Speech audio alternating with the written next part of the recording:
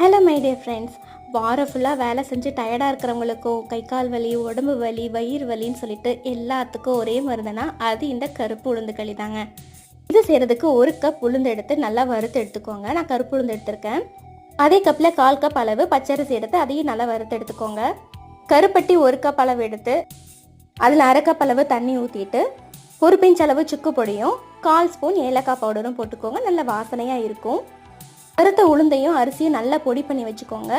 இப்போ ஒரு கடாயில் 2 கப் அளவு தண்ணி ஆட் பண்ணிவிட்டு நல்லா கொதி வந்ததுமே அரைச்ச பவுடரை கொஞ்சம் கொஞ்சமாக அதில் ஆட் பண்ணிக்கோங்க. பாகையும் இதில் ஃபில்டர் பண்ணி ஆட் பண்ணிவிட்டு கட்டி தட்டாமல் நல்லா கைவிடாமல் கிளறிக்கோங்க. அல்வா கன்சிஸ்டன்சி வந்ததுமே இறக்கிடுங்க. உங்கள் வீட்டில் பெண் குழந்தைங்க இருந்தாங்கன்னா கண்டிப்பாக இந்த ரெசிபி செஞ்சு கொடுங்க.